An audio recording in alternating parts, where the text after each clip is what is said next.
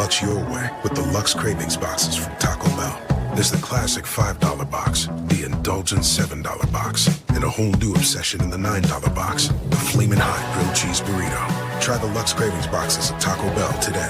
Hey Bronco Nation, this is Boise State football wide receiver Ben Ford. I've had to face some setbacks on the field this past season, but toughness isn't about staying down. It's about getting back up. I am proud to represent Lithia Ford of Boise, where you can find the largest selection of Ford trucks that are built tough and, like me, handle the hits and keep pushing forward. Come check out the incredible inventory and competitive pricing at Lithia Ford of Boise. And when you buy here, you're not just getting a truck, you're supporting Boise State athletics and Lithia Ford NIL partnerships. Come see us at Lithia Ford of Boise, where Ford begins in Idaho.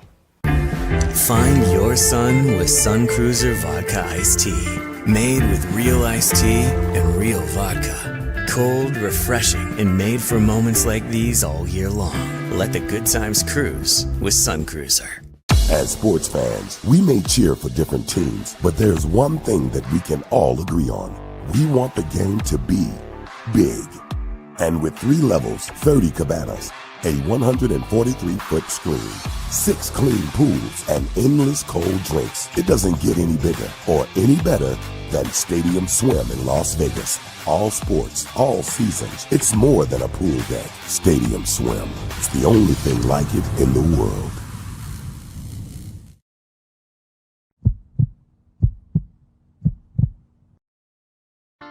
The final buzzer is sounded on another night of Mountain West basketball, and it's time to break down the action with Tom Moser on another night in the Mountain West, presented by Circus Sports. Headed to Las Vegas for the Mountain West tournament in March? Make sure to stay at Circa Las Vegas and watch all the action at Stadium Swim, where the sports are on 365 days a year. Another night in the Mountain West has interviews, analysis, opinions after the final Mountain West basketball game of the day wraps up. All BNN broadcasts come from the Sun Cruiser Studios. Sunny days call for Sun Cruiser Vodka Iced Tea, made with real iced tea and real vodka. It's refreshingly smooth and easy to drink. Crack open a Sun Cruiser and let the good times cruise. The title sponsor of Bronco Nation News is Lithia Ford of Boise. Check out our full inventory of vehicles online at lithiafordboise.com. Lithia Ford of Boise, where Ford begins in Idaho. Did your team just get a big win? Suffer a bad loss? Come discuss it with us. Send us a comment or question in the ICCU YouTube chat, or leave us a voicemail at speakpipe.com/BNN. Now let's go to the Sun Cruiser Studios and join Tom Moser for another night in the Mountain West on Bronco Nation News.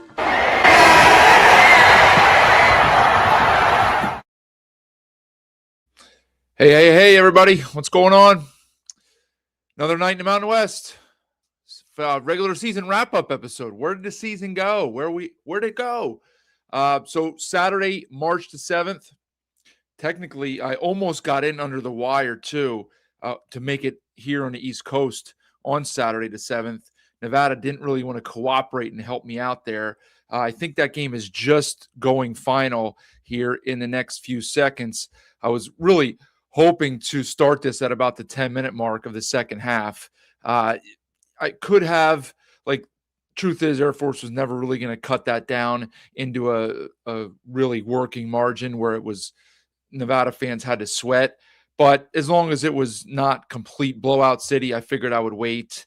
And once it got down to the 4-minute mark, I just figured. But then when Air Force called timeout with 2 minutes left, I wasn't having any of that. That was the end of it. I wanted to kind of just get this thing started here. So just over midnight here on the East Coast, moving into Sunday, March 8th. And our regular season in about 20 seconds. Ooh, forgive me there. Our regular season is now complete.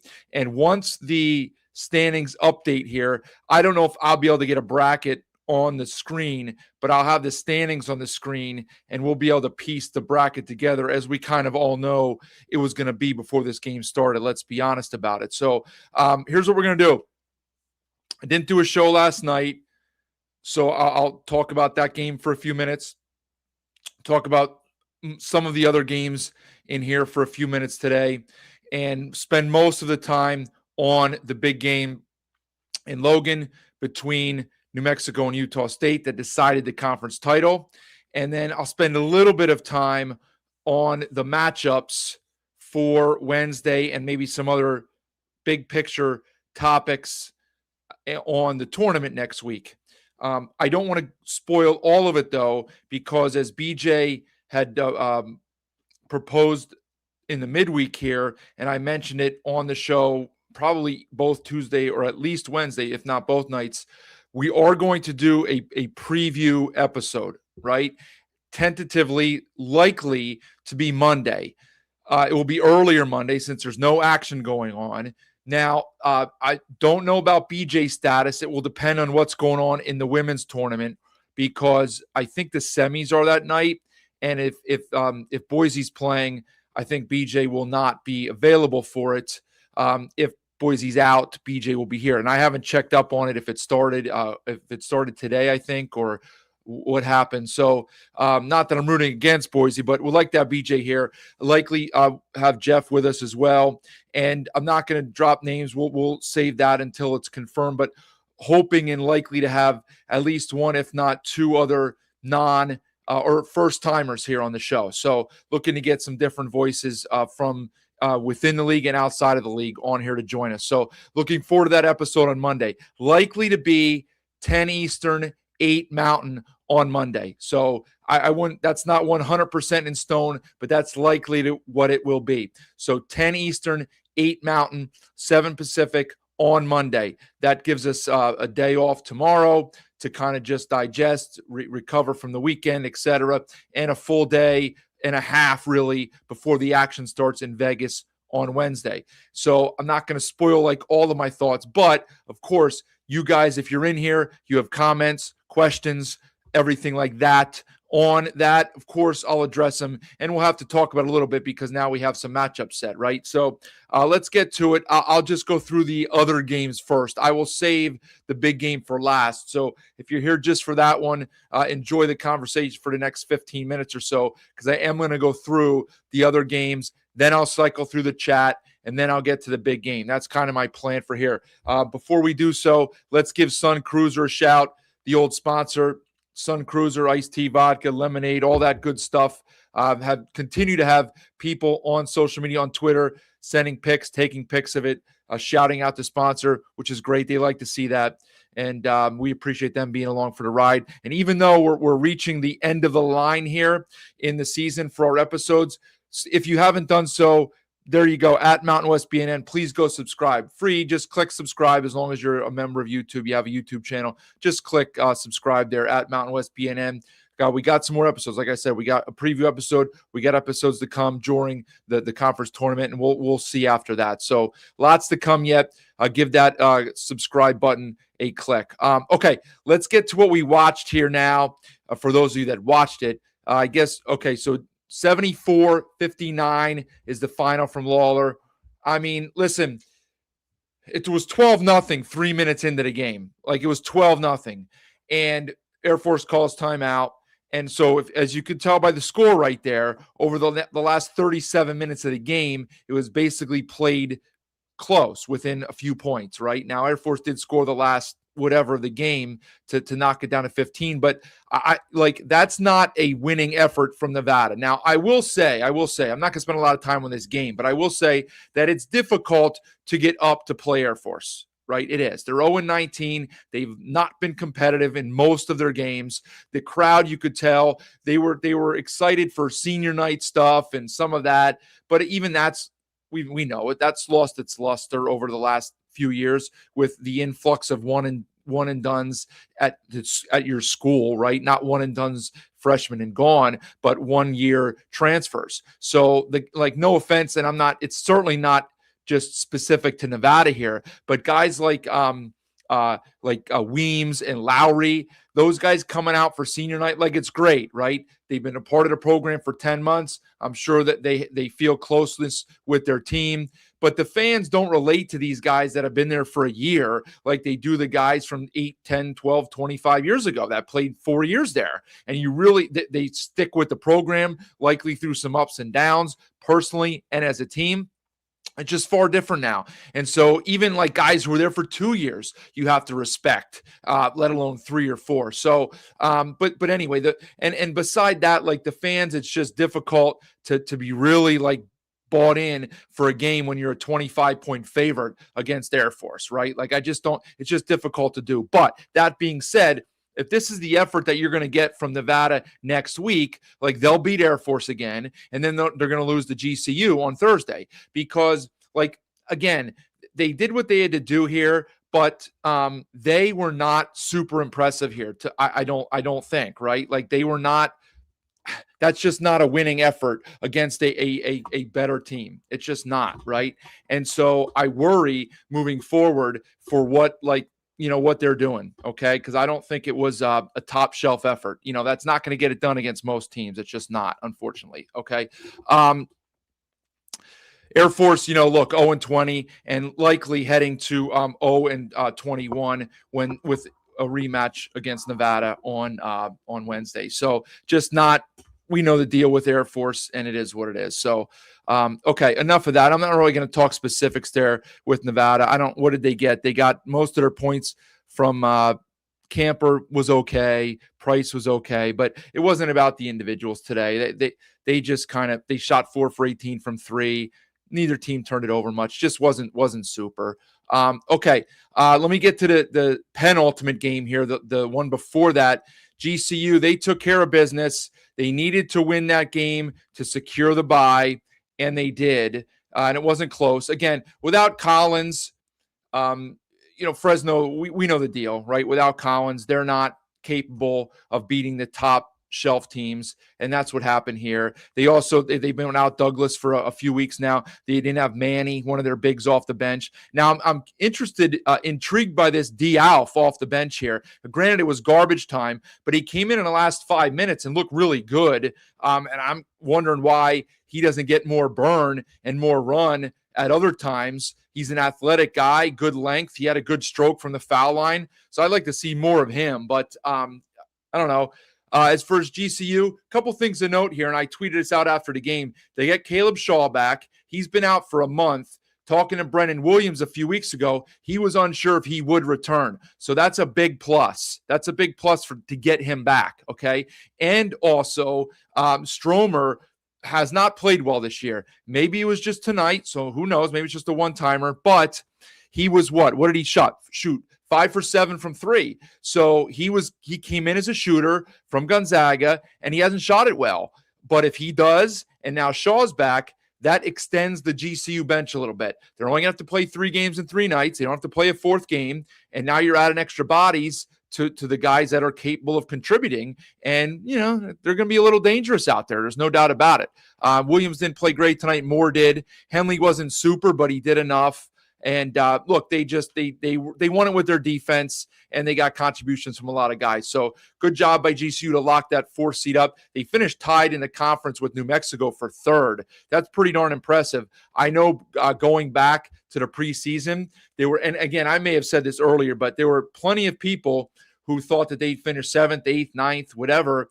Now, some of that may be built in like bias against them because they don't like GCU and what they are as a school. But I think some of it, too, was they just didn't think that a program could come in that had been in the WAC and blah, blah, blah, and they weren't going to hold up in the Mountain West. Now, part of it was the fact that the conference was down a little bit in terms of at the top, the strength, but also Drew deserves a lot of credit because this team was not good. I mentioned this on the show going back 5-6 weeks. They were not good in November, December, and they really kind of tweaked some things. Drew coached them up. They've gotten better and better, and they finished 13-7, tied for 3rd with New Mexico, get themselves a bye. They're not on the bubble, but they're not a team that I would count out in Vegas. Okay, I understand it's a completely different league. They're playing better competition, but they're not going to be an easy out next week. All right, they're not going to be. All right, let me get to now the next 2 games I did not see any of. I did not see any of the Wyoming San Jose State game, and I'll talk about why in a minute, see any of the Boise CSU games. So we'll go to Wyoming and San Jose State. 88-78 is the final. good road win for Sundance and crew. Now, look, San Jose State finishes the conference slate 3-17. And so, you're going to say, well, why is that? What is it a good win for? You beat a team by 10 on the road. That's 3-17. Look, it's a road win by 10, as I just said. So San Jose, they had a little more bench minutes and guys that could play tonight. Miles actually used like 6, 7, 8 guys. And I know a couple guys didn't play a lot of minutes, but he had a full complement of guys. Look at the stats here. Both teams shoot over 50%. So something I saw in the stats, so San Jose State, they only took 9 threes. Very bizarre. That's un-San Jose State-like. Now, they did score 50 paint points. That's a ton. So Wyoming's playing a 4-guard lineup and Saxon inside. Now, Gores was a beast tonight. He only played 17 minutes because he looks like he was in foul trouble. He fouled out in 17 minutes, but he scored 20 points.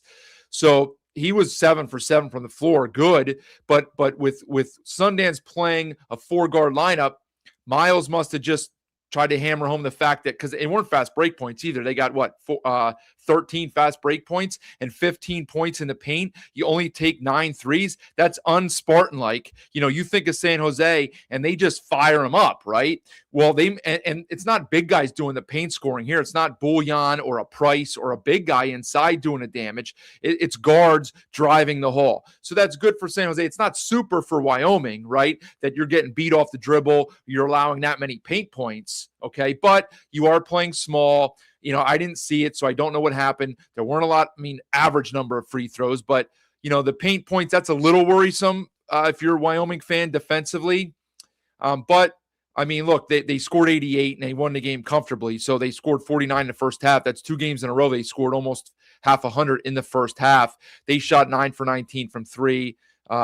Spartans only turned over 5 times. Pretty efficient basketball. They got out rebounded by a bunch, but look, good win by Wyoming. They're going to be in that 8-9 game on Wednesday, as we'll talk about in a little bit. And the other game, now look, I didn't have, I was away earlier during the day, and this is why I was upset about it. I mentioned on my pod that, it was bad enough. We all complained about the fact that the Utah State New Mexico game wasn't on TV. It was only on the Mountain West Network, right? Like, look, the cable spots are limited today with conference tournament games going on in many conferences, maybe not the heavy hitters, but second tier conferences running their tournaments. You got semifinal and championship games taking up TV slots on all the networks, and then women's games too. So it's bad enough that we had that game on the Mount West Network. I survived it. I got to watch 99% of it. My thing froze up a few times. I had to refresh it. Fine. What bugged me was that this game was at the exact same time as the other game I wanted to watch today. Like, no offense to Nevada, no offense to Grand Canyon. I had a feeling those games would not be competitive. We needed a damn CSU Boise game at night or vice versa, so they were staggered. Okay, because this on paper was the second best game of the day. It probably played out that way too, because nothing else was really good as the way they went. Although this wasn't really a nail biter either. So what I see in the stats here, what's wild, right, is let me remove that. I don't want to leave that on the screen for too long. But what I saw, both teams shoot 50%.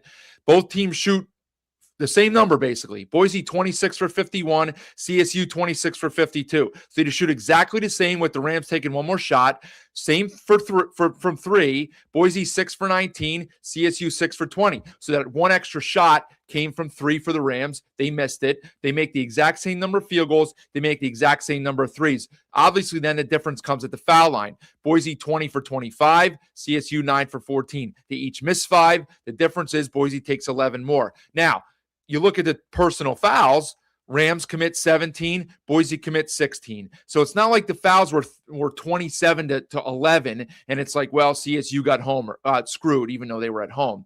No, I'm assuming that the fouls then that the Rams took were inside on drives to the basket, whether it's Andrews who took 6, Meadow who took 6, whatever it was. And the Ram fouls that they drew were out front or in the backcourt or wherever it was, because you take the same number of fouls and you don't shoot the same number of foul shots. I don't know. All right. Neither team turned it over a lot. 11-9. Huge number again was the boards. Boise dominated the Aztecs on the glass. We talked about that. It was 37-15 on Wednesday or Tuesday. It was. Here, it was 37-21. So just dominant on the glass by Boise, 37-21, huge. The Rams did what they do, 18 assists on 24 makes, right? I mean, or 26 makes. It's pretty darn good. And they just didn't make the shots from outside. And I had a feeling that you would get a Leon Rice defensive special here, okay? Once I saw the spread was like a 1-point spread, and that just seemed odd to me. CSU had won like 8 in a row. Not like they had won 8 in a row. They're at home. It just seemed like that was an odd point spread there with the Rams only favored by 1. And I thought that Leon would cook up a defensive special here, right? Rex Steiner 4 for 12. No Pasquarelli again. Muniz only 2 for 7. He's not going to score much. He did have 9 assists, and he continues. Steve told me the other night he leads the conference, and he's top 25 in the country in assist to turnover ratio. Awesome. Fantastic. Really happy for him. Rex Steiner did have 5 assists. Booth, 9 and 4. He was kind of held down. Butler was their leading scorer with 15 and Jorgensen 14. Bemba 7 off the bench, played in foul trouble, looks like. Fielder, another big game for Fielder, 23 tonight and 6 boards on 10 for 14 from the floor. Meadow, 11, didn't shoot it great. 7 boards, though. Andrew, 6 for 11 to get his 19. Not bad. 4 rebounds, 3 assists. Not much from the bench. Carmichael 4, Parolin 7, but obviously they did it inside. Although 38 point paints for the Rams too. But I mean, good job by Boise. I'm sure on both ends of the floor to get that win. And for seeding purposes, I'll go over that in a minute. Let me just look quickly at last night's game before I read through the comments here, and then we'll go to the big game in Logan. And because it wasn't today, I have to go to a different screen here for the stats and go to the ESPN feed instead of the Mountain or the Stat broadcast feed. So both teams shoot it well. UNLV took 2 more shots, made 3 less. Both teams make 10 threes. UNLV on 2 less shots. Both teams good from the foul line. Not great, but good. Even on the boards. Assists are even. Turnovers were a couple more for the Aztecs. Individual scoring, it was basically like a one-on-one game between Gibbs Lawhorn and BJ Davis, career high. Gibbs Lawhorn 32, again, just ridiculous hoops. 4 turnovers, 3 steals, okay, 2 assists, 2 rebounds. Jones was a stud too. 22 off the bench, 6 boards, 3 blocks, 9 for 14. He blocked Guath twice in a very impressive sequence in the second half, where you see guys all the time with guys shot faking, right? And they leave their feet and they get off balance and they take a foul or whatever, take a foul, jump into the guy.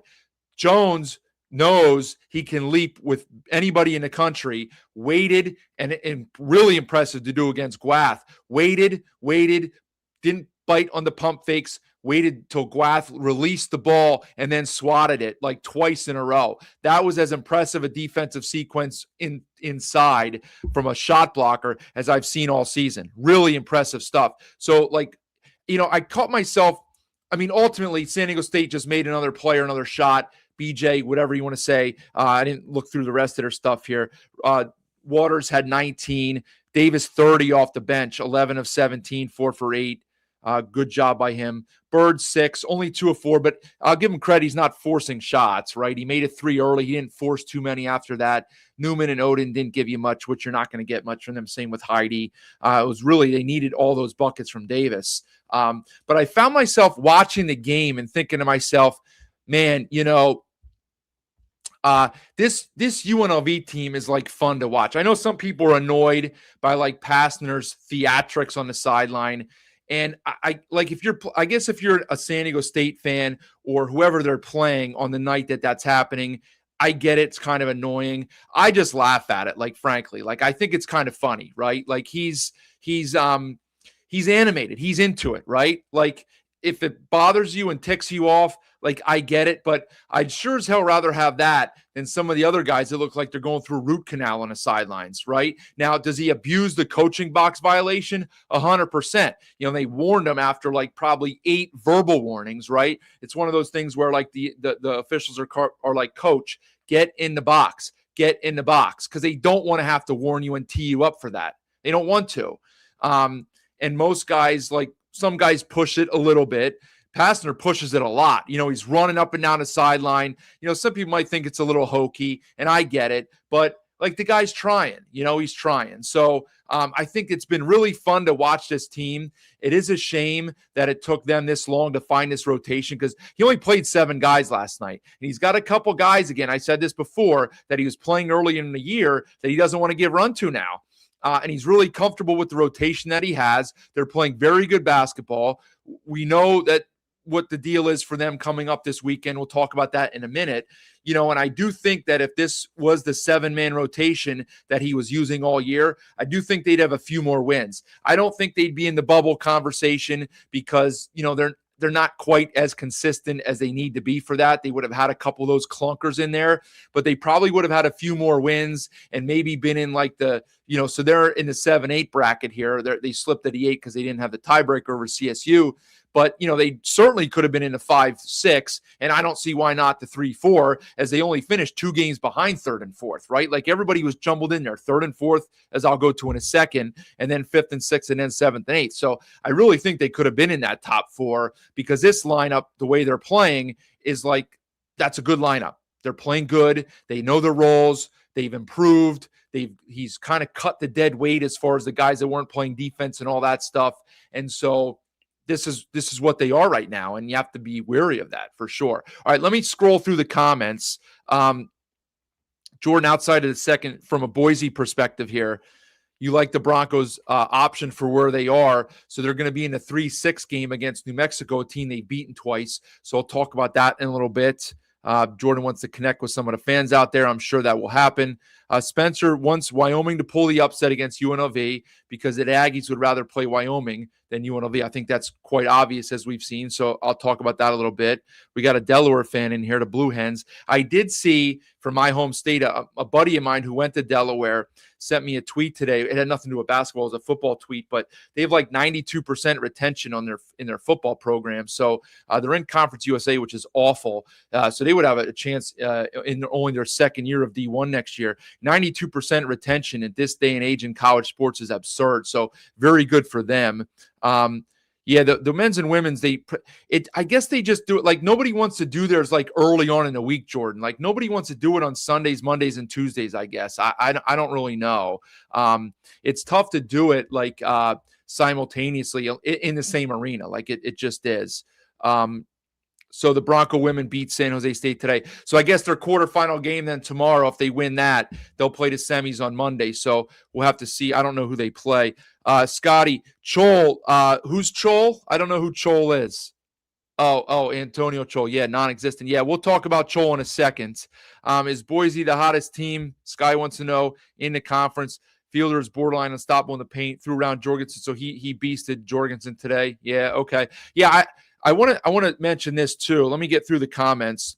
Lobos could have used a CSU double-digit win to move that loss to quad 2. Yeah, if you're getting there, like maybe they could use CSU if CSU knocks off Fresno in a 7-10, and then they could beat San Diego State. That would give them a quad 1. That would probably move them up to a quad 2 then. Yeah, Jordan, I did hear Pastner on the broadcast slapping the TV, and Dave Ryan and Gillen commented on it. Now they kind of have to because they're like 6 feet from the guy. And then Pastner was commenting nonstop about Gillen in his interview. So they kind of, when you do that, you're going to give the guy some love back. And it was right in front of him. But yeah, I don't know if you want to slap the table. I agree with that, Jordan. Oh, you don't like the silent Z? When I hit the silent Z in boys. Yeah, it's just like that's one of those things. I think that's more like a part of the country thing. Like I'm not from the South. I don't think I have an accent, but like nobody in this part of the country and like says Boise. Like I guess technically, like I just can't do that. It's like other people saying other things the way that they say them. Like I don't know that I could ever get myself to say Boise. It's Boise. Oh, you know what? For 10 seconds, I'm going to disappear. I'm going to put the standings on the screen and disappear. I'll probably keep talking, but I got to plug my battery in or it's the computer's going to shut off. I realized it wasn't plugged in. So I want to get the standings up here. That's not going to do it. Hold on one second. I'm trying to get oh, here we go. Okay. So here are, and this is just a generic search of the standings. All right. It's not going to show the last two teams. Probably not, but I'm going to go underneath the computer here. Where is it? Add to stage. Okay. I'm going to plug my computer in. Give me 10 seconds. So don't think I disappeared. All right. That would save me not having video footage. All right. Shame on me for not having that thing set. Okay. Anyway, all right. We'll do a little handiwork on the fly here. So, all right. There we go. All good. Apologies for that. Okay. I'm back. Now, as we look at the standings up here, all right, because we have comments coming in on them. Nevada will lose to Grand Canyon. Francis, I would certainly, it's trending that way. Let's just say that it's trending that way. So as I mentioned before, and I didn't get to the big game yet. I'm saving that ammo for last. But we have ties at the 3 and 4. New Mexico swept Grand Canyon, so they get the tiebreaker. We have the tie at 5 and 6. Nevada gets a tiebreaker over Boise because they beat Utah State. Boise did not. And then we get CSU with the tiebreaker in the 7-8 because they swept UNLV. So that's kind of how that stuff lands. And then we'll get the 7-10 CSU Fresno. You have to like that matchup if you're a Ram fan, especially if Collins is out. I don't know. Maybe he'll come back. I don't know. But if he's out, it's just a non-starter, really. Obviously, Nevada against Air Force, and Boise's got to be favorable matchup with San Jose State. And then the 8-9. So I want to talk about the 8-9 in a second. Let me see what else here. Sky Passner's annoying. He needs to get off the court, but his team is awesome to watch. Yeah, I mean, listen, again, I get how that's annoying to some people. I guess if I was coaching against him, it would drive me nuts too. Since I try to find like humor sometimes in the stuff that I'm watching, I do find it a little funny. Hard to win 4 straight playing only 7 deep. That's a fact. That's a fact. Steinbauer, appreciate you being here.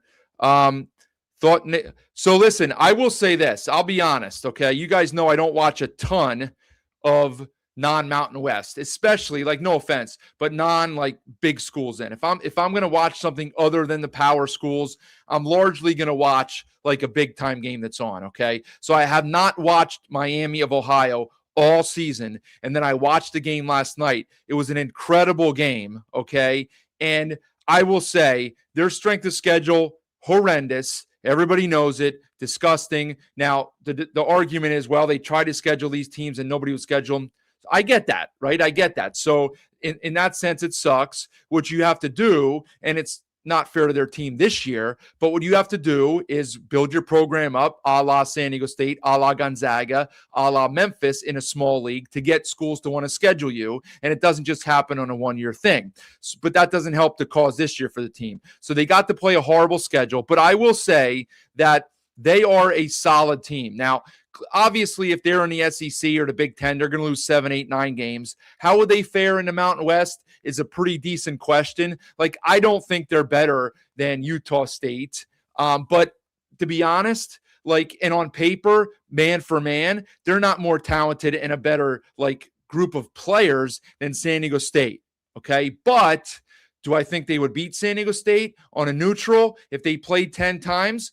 I probably think they beat the Aztecs 6 out of 10 because you don't win 31 out of 31 games in a regular season by not being connected as a team, right? That's the definition of a team, right? You're connected. You play for each other. You don't care who scores. You don't care who gets the glory. You don't care if you suck on a given night. All you care about is if your team wins. And they, while I was following it without watching, they pulled game after game after game out of their arse a few weeks ago because it was similar to Sprinkle's team 2 years ago here with Utah State. Now, I think that team had more talent than this Miami, Ohio team. I think. I'm not sure. But like they pulled so many games out of their rear end, but they had that belief and they were all bought in as a team. okay? And I think that's what Miami, Ohio is. Like, they will get in. I don't think they'll win the MAC tournament. They'll lose. I think they just put so much energy and effort and emotion into winning all of these games that I think it's going to catch up to them. They're playing with fire, winning all these games by one possession. I think they'll lose in the conference tournament. They're still going to get in. They deserve to get in, and I wouldn't be surprised if they win a game. We'll see who the matchup is, but that's my thought on them. Nathaniel, good question. Okay. All right, Sky, appreciate that. I know it's Boise, but I can't do that. I'm not, like, I talk the way I talk. It's like having an accent. Okay, Roddy gives me permission since Utah State owns Boise, he says, to keep using the silent Z. Okay. Raynard, not easy to beat a team 3 times in a season if UNM will play Boise. Oh, well, I guess you're right. Boise has to beat San Jose State first. So if they match up in the 3-6 game, it's not easy to beat a team 3 times. You can look on both sides of the coin for that, right? Like, it's not easy to beat a team 3 times, but if you match up well with them, like, maybe it is or is easier. Do I think Nevada can make a run at McD? I don't. I wish the answer was yes. I like the Nevada fans. I think they're good basketball fans. They know the game. They understand what's going on. They're critical of their team when they deserve it. I don't see as many, like, I hate to use the word, like, whiny fans when things don't go their way, like as some other schools have. They just own the fact that they might suck on a given night or for a given season. So I do root for them. I don't think they're good enough to win it. I don't. Justin says the bracket is up on the website. Let me see if I can pull it up. Boise has the easiest path, Sky says, to the title on Saturday. Beware momentum. Well, they certainly have it. Thanks, Nathaniel, for giving me the pass. Okay. 2 years ago, New Mexico beat Boise in the quarterfinals after they swept them. Yeah. Look, there's going to be examples. Does Falsa win player of the year? I'll talk about that when I get to the game here. Carson, good question. Boise beat San Diego State for it all, and the third time in 21-22. Okay. All right. So let's get to the big game here then. All right. Stop. I don't want to do that. Okay. So let's get to the game up in Logan. 94-90 final.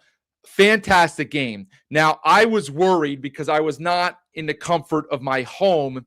I was worried, as I'm sure many of you were, and I did see some people saying that it was there were some issues with the feed because it was going to be viewed by far more people than the app or website was used to having, right? So I had a few issues, but it wasn't too bad. It wasn't too bad for me. And so I'll take it. Okay. I didn't listen. I know people were complaining because the announcers, we know the announcers are going to be home announcers, all that stuff, right?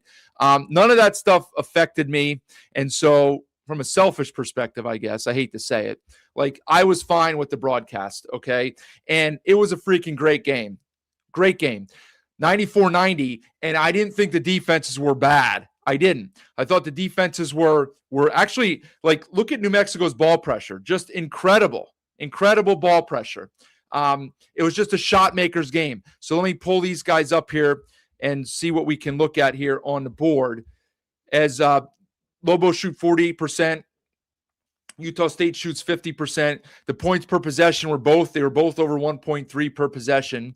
The Lobos shoot 45% from 3, Aggies 37%. It's funny. New Mexico shoots 19 of 26 from the line, 73%. It's not great. It's not bad. But, man, those 7 misses seem like 13 misses because they came at very, very crucial times. Largely, it was just bullion. I mean, that's kind of what it was, right? Like, you hate to throw him under the bus for it, but because the dude had a double-double, shot 4 for 8, had 13 rebounds. And much of the game was played on the perimeter, but, man, like, you can't go 3 for 8. Like, when every one of those points mattered, it's tough. Only 18 turnovers combined between the two teams. The rebounds, Lobos out-rebound the Aggies 35-30. Both teams with 17 assists. I mean, just what a offensive treat. So a shot maker's game, resembling like an NBA game where there's just shot makers, right? That was not good. I did not want to do that. That was not good. Okay. What the heck happened here? Okay. Anyway, I don't know what I'm doing. I lost my screen here. Okay. So, I mean, Falslev, not huge scoring numbers, right? He had 15, 5 for 9, 3 boards, 4 assists. Collins woke up from his slumber today with 27. Allen made some buckets. Templin did too. Really, they got good minutes from everybody that played except for the 2 freshmen. Elamin has had a bad week. Perryman, Calhoun couldn't even play. He came in for a couple minutes, and Albury was all over him like white on rice, as they say, and Calhoun had to get him out of the game. Like, you don't see that very much, where a guy comes in, he can't even like exist out there, and you got to get him off the floor. I mean, this is no time to be sensitive to guys' feelings like you're trying to win a championship, and he did the right thing. I was a bit surprised that he didn't go to Tucker Anderson since they were so poor in the midweek against UNLV. Anderson was like the lone guy who played well in that game. I mean, Falslev did too, and he didn't give Anderson any run today. So kind of odd. But, you know, from a New Mexico perspective, look, like, I get it. It's frustrating as hell when the other team's firing in 3 after 3 after 3 because they count as 3 points, right? And it seems like when they hit 2 threes in back-to-back possessions, like that's 6 points in about 35 seconds. And sometimes that takes teams like 5 minutes to get 6 points, right? So it's just so deflating. But we know that that's the style of defense that Olin wants to play. It bit you in the rear end on Wednesday when CSU made a ton of threes, and that's what you gave up tonight. Like, Utah State, half of their field goal attempts, 27 of their 54 field goal attempts were threes, right? And it's what your defense is designed to give up. He wants to collapse in the paint. He wants to overhelp. He wants to take away the paint, not give up easy buckets, force you to make a pass, maybe get it to a non-shooter, have to make another pass, and then make the shot. And you're going to do that sometimes. Now, when they miss 3 in a row, then you're feeling great. But, man, when they hit a couple, 3 out of 4, it just feels like you're so deflated. Like, I get it, you know, and I'm rooting for a good game in both teams, but I feel it, and it's like, man, I just know that as a fan, like, it's got to be frustrating, you know, but that's the style that he wanted to play. It hasn't exactly been super here in the last month, especially in the last 2 games this week. But, you know, that's the style that he's played. Bottom line is, look, he had his team within 1 possession, and King and and Collins had to make some free throws in the last 30 seconds, or else the Lobos would have had the ball with a chance to tie, because Hall's ridiculous, okay? But Miller's one of those guys, I'm not going to say it, but Miller's one of those guys, he DGAFs, right? I'm not going to say it. You guys probably know what I mean. He DGAFs. He doesn't care. And sometimes you need a guy like that. Like, sometimes it's not great, but he hit 5 out of 6 tonight, and I don't think he's a very good shooter, but it doesn't bother him when he misses shots. And so he just fired and fired and fired. And like the other night, what was he? 1 for 7, 1 for 8 from 3. He hit the backboard on 1 from the side. And it's like, yeah, this dude, like, and I said he's not a consistent contributor on a championship team. And then today he goes out and scores hits 5 out of 6 from 3. I also said, either on here on Wednesday or on my pod then that I did on Thursday, that the Lobos were going to need somebody else to score because Hall's not going to go for 35. Well, he didn't go for 35. I was way off. He only went for 32, okay? Like, unbelievable. Now, yes, the last handful of minutes, the Aggies D'd him up better. A lot of it was Falslev.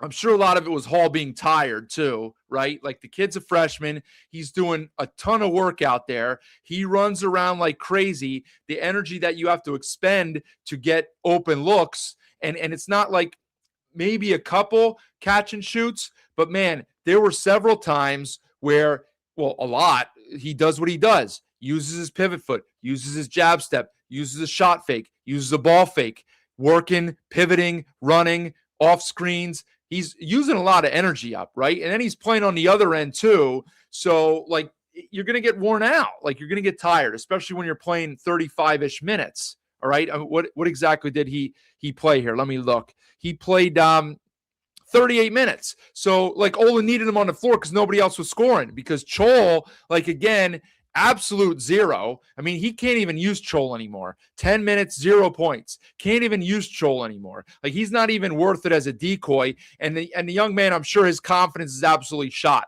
Now, I mean, Olin has given him chance after chance after chance. I mean, is he going to bag him now in his starting lineup? Probably not. So he's going to do what he did here. He'll play him, see if he can make a shot or two. If he can't, he's going to play eight minutes on Thursday, right? Because there's no time to play games here and worry about what Joel is feeling, okay? Because Miller did make shots tonight. You'll give those minutes to Rock. Give them to Tannett. Tannett played well tonight.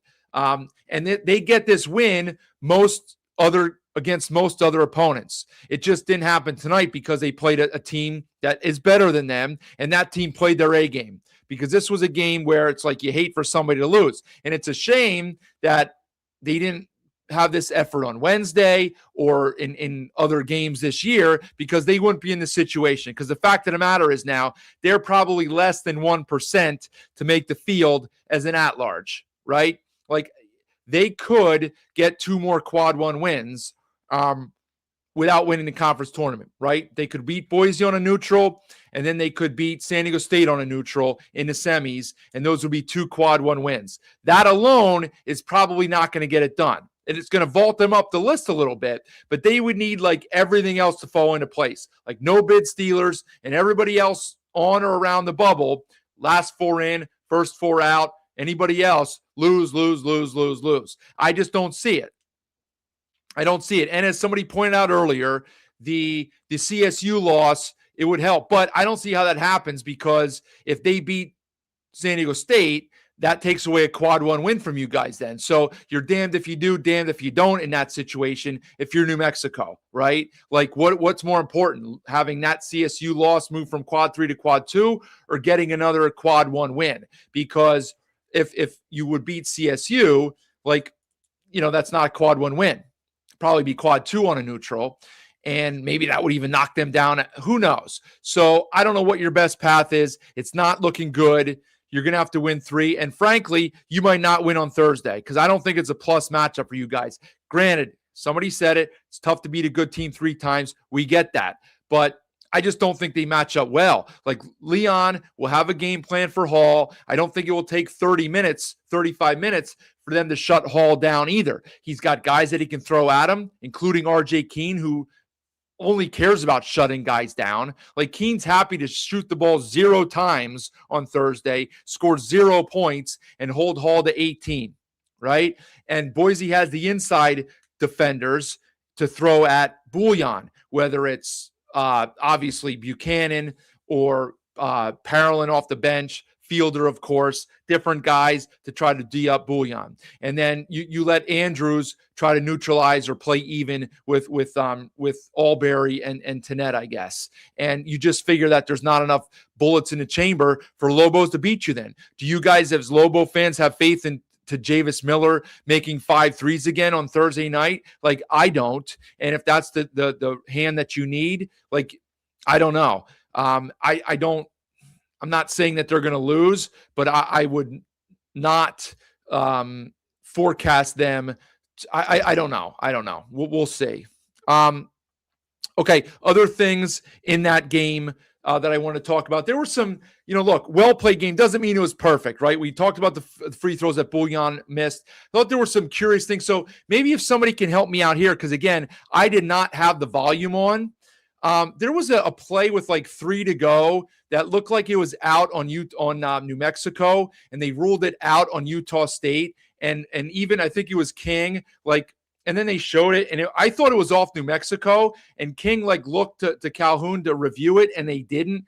Why did they not review that? Did I not see that replay properly? I thought that was off of New Mexico. It doesn't matter. But I want to mention the Falslev play, because he makes that play where the Aggies miss a shot, they get a rebound, then somebody misses another shot, and he comes flying in like he's basically playing like, we used to call it 50 in my driveway. It was like every man for himself, right? It's like every man for himself. Anywhere from 5 to 8, 10 dudes out there just playing. Shot goes up, it's you get the ball, you score, right? And you keep scoring and you shoot whatever. And it's like, that's what that looked like. He just came flying in. Now, I know I saw somebody say, well, he went over the back and it was a foul. Well, first of all, I didn't think so. But if you want to say that That's fine. But there was one that they called around that time late in the second half that they called an over the back or a rebounding foul on Utah State. That was a horrible call, and it led to free throws for New Mexico. So that stuff evens out. I don't want to hear it. An incredible play there by Falslev, and I tweeted out right away, that's the stuff that wins him player of the year in the conference. Okay. I don't care that he only had 11 or 15 or whatever tonight. Like, that's the stuff that wins you player of the year. You're like, in football, you need your Heisman Trophy moment, right? You have a big pick six against somebody if you're Charles Woodson to win it as a defensive player. You have your, six touchdown performance as a quarterback in the rivalry game, whatever it might be, right?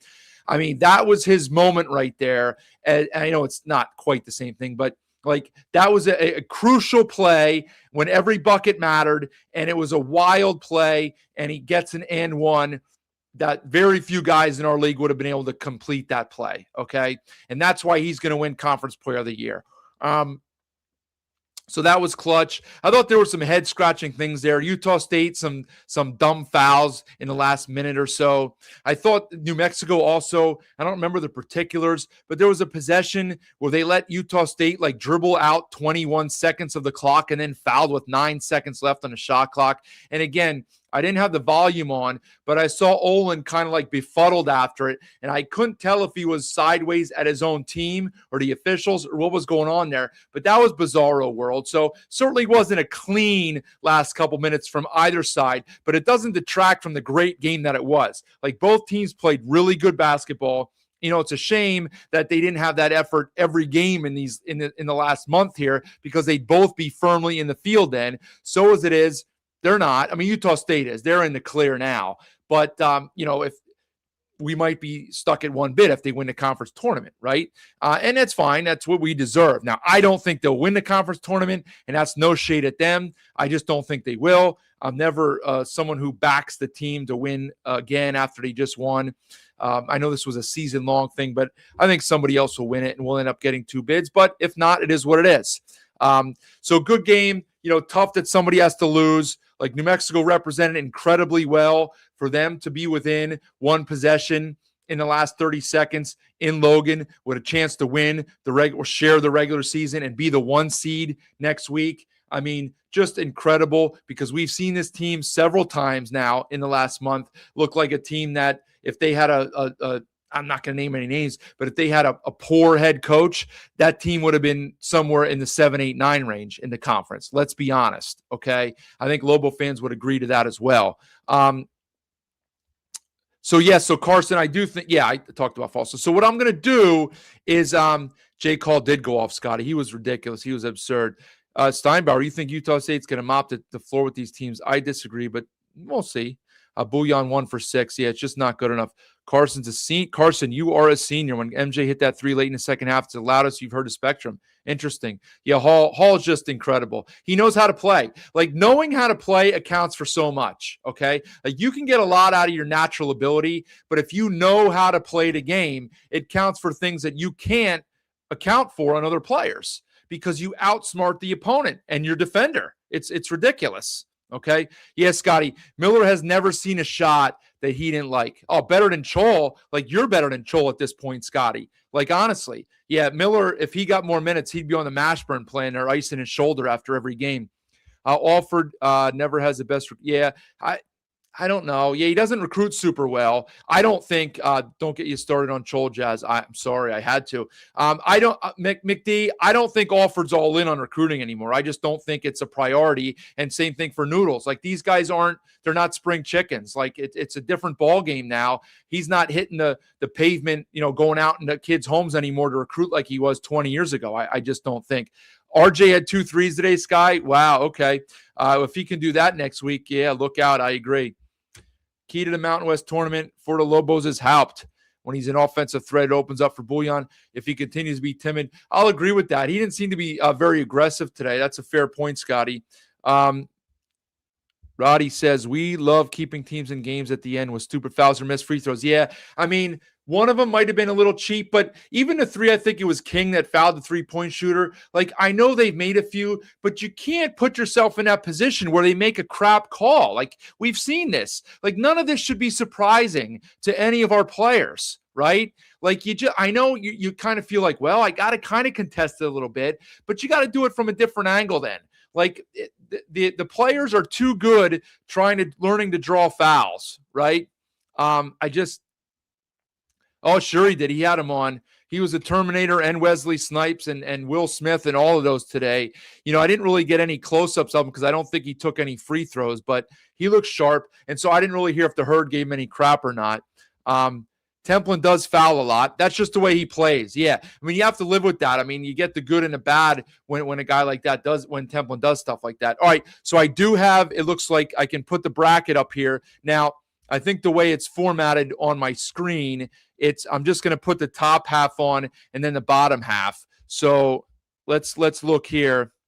So we see the top half. So we have 2 games on the top half on Thursday. The 8-9 game always tips it off. So noon local out there, 3 Eastern, 8-9 UNLV Wyoming, 5-12 Nevada Air Force. And then on Thursday, early game, 1 seed always gets the early game. Utah State against the winner of that game. And then GCU against Nevada, likely at 5:30 on Thursday. To the bottom half, 2 more games that'll be the nightcaps, the night card on Wednesday, CSU Fresno, and then Boise San Jose, the late game with the winners to play. Oh, I cut off that. Okay, so San Diego State, CSU, I've kind of already mentioned this, and then New Mexico, Boise. So if we get all straight chalk, we're looking at 4 really good matchups. Now, the one that I didn't talk about yet is the 8-9 game. I wanted to save that for a reason.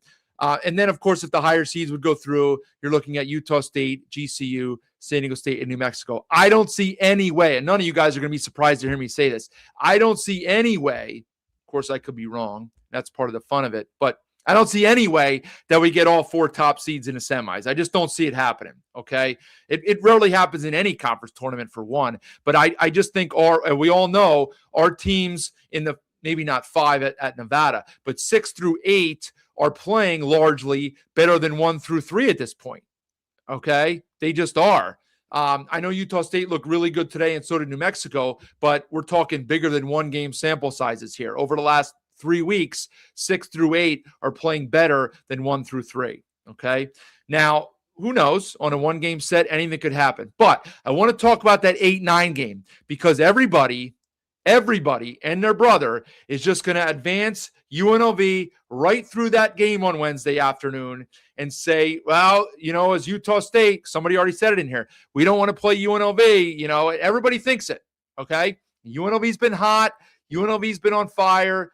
They're going to give Utah State a game. And I firmly believe they would give Utah State a game. But I would not be shocked in the least if Wyoming would beat them on Wednesday afternoon, okay? First of all, they already beat them by 30 in Laramie. Now, yes, this one's not in Laramie, and yes, it's going to be a different Rebel lineup. But Wyoming is playing good basketball too, right? Granted, today's game was only against San Jose State. No offense to the Spartans, but they just dropped 49 in the first half on Nevada last weekend too. It was, right? Or maybe that was even Tuesday. So they're playing better because I thought they'd hit a little bit of a lull, okay? But they won 9 conference games in a conference where they are clearly underfunded compared to these other teams. They won 9 conference games, okay? And they're not going to be intimidated there. Sundance will have a fine game plan. UNLV does not have a history of playing good basketball in this tournament. All right, we know the stat. It's been like a decade plus since they've beaten anybody other than Air Force. And I'm telling you, everybody is going to have them penciled right on into that quarterfinal game on Thursday. And I've seen this script before. I've seen this movie. When that happens, you get the old switcheroo pulled on you, and this is going to be Wyoming's up 6 with like 8 minutes to go, and everybody's going to be like, oh, what's going on here, right? So, again, I'm not going to, spill all the tea here for you younger kids out there. I'm not going to spill all the tea in this episode because we do have a preview show coming up in a couple days, but where I'll get a little bit more in depth with some of the predictions and matchups and stuff like that. But I am not going to be surprised in the least if that game goes Wyoming's way. Okay. I also wanted to say, I mentioned Falslev being my player of the year. Now, I don't have a vote. I think he will win it. I think he deserves to get it, and I think he will win it. But as for the rest of the first team, what I'm going to do, my plan is to do this tomorrow. I guess at the latest I could do it Monday. It'll give me something to do on Monday or tomorrow, one of the days. What I want to do is go through my eye test here, okay? I certainly respect Ken Palm, and I respect Bart Torvik, and I respect Evan Mia, and all these metric sites that all the cool kids and all the people use that I don't really pay attention to, okay? I'm going to use the old Moser scale, right? And I'm going to go through the league games, and I'm going to do the Olympic style judging. I'm going to take the 2 best games, and I'm going to take the 2 worst games, and I'm going to toss them. And that's going to leave me 16 games for most guys. I mean, I don't really know that many of the guys up for all conference honors have missed games. I can't really think of many who have. Maybe one here or there. But so that's going to leave you 16 games. Now, I get it. You can't tell everything by the box score. Can't tell everything by the box score, right? And I even as good as my memory is with some of this stuff, I might miss a game or two that somebody did something really well that didn't show up in the box score. But I'm going to weigh what I see in the box score, how the team did, what I remember about the game, if they won, how the game flow went, all of that stuff. And I'm going to kind of go through and give my own grades for each of the players that are in the mix for all conference honors. Okay. And then I'll kind of come up with my list, because I think we all know that Falslev, Dre Gibbs Lawhorn, and likely Henley, those 3 are probably locked in. Okay. And everybody's going to have their opinion on some others. It's easy to say, well, it's Hall and it's Collins. But we'll see. Okay. I'm interested to find out what my numbers and my recollection, once I look at the numbers, what that tells me. My own little formula, the Moser formula. Okay. So that's what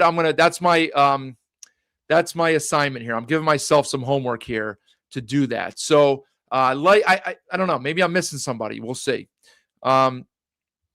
Jazz, crazy how 3 seed is later than the 4 seed. Yeah, I'm not really sure. Well, yeah, I mean, the 3 seed later than the 4 seed, they do that because they want the 1 seed in the afternoon, because they want them to have the rest advantage all the way through, both from Thursday to Friday and Friday to Saturday. And they do that by playing them early. So the 4 seed just happens to be on the same side of the bracket as the 1 seed. So they get the earlier slots than the 3 seed. 6 seed better than 5 seed. Okay. Yeah. I mean, they have been playing that way for sure.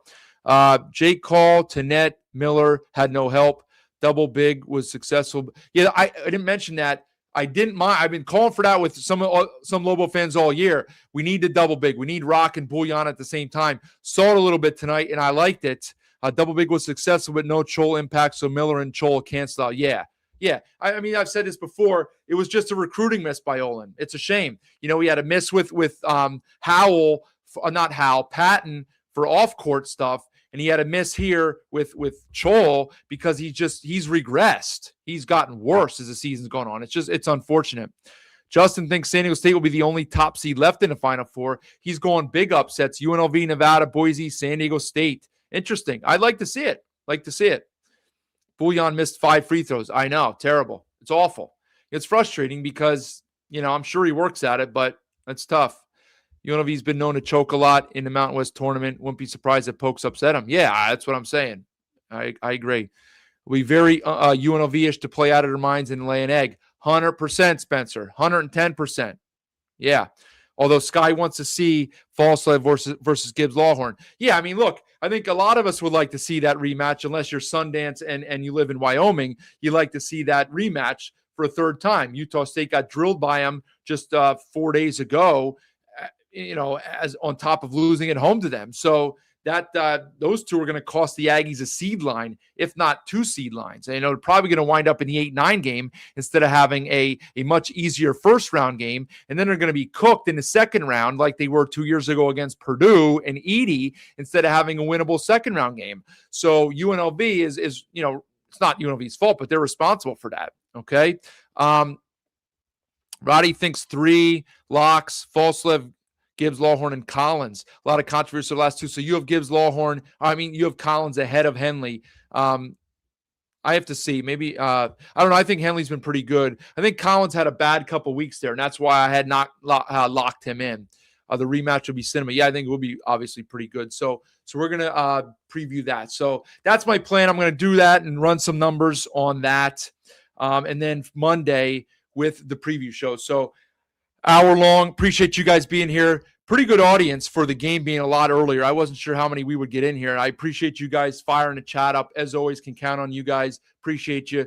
Appreciate Sun Cruiser being along for the ride here all season long as we wind down. It's our final regular season episode. Subscribe. You can still subscribe at Mountain West BNN. Please still subscribe. Free subscription at Mountain West BNN. Appreciate you, Scotty, you being here, and all of you being here all season long. If you've been here half the season, all the season, once a week, whatever it is. Appreciate you guys being here, watching the games. Saw a good one today, real good one. Take a couple days off. Actually, 3 days off. We're used to having Tuesday games. We won't have anything until Wednesday. But as I said, live show, 95% that it's going to be Monday. Obviously, if you're subscribed, you'll see a notification. Follow me on Twitter. You'll get a notification there too. As soon as BJ and I lock that up. Thanks, Jordan. Appreciate it. Yep, pack the bags. Let's get it. Farewell tour. 1 week left of Mountain West Conference play in basketball. We still have some spring sports going on, but in hoops, yes. So look out for as soon as BJ and I lock up the date, maybe we'll do it tomorrow. I will tweet it out that we're doing it Monday, and the same thing with the time. Maybe BJ wants to wait until the Boise game, women's game tomorrow to see if he can be around. But I think we're going to do it Monday for a few reasons, but we'll confirm that in a little bit. So one more time, appreciate all of you guys being here, and we'll catch you next time on another night in the Mountain West. See ya. Get ready for the time of your life at Circa Resort and Casino, Las Vegas's newest destination for fun, featuring the world's biggest poolside tailgate party with 3 levels of action, 6 pools, and a 143-foot screen. The fun is always on deck with all the games all year long. Stadium Swim, located in downtown Las Vegas on Fremont Street. Book the time of your life today at CircaLasVegas.com.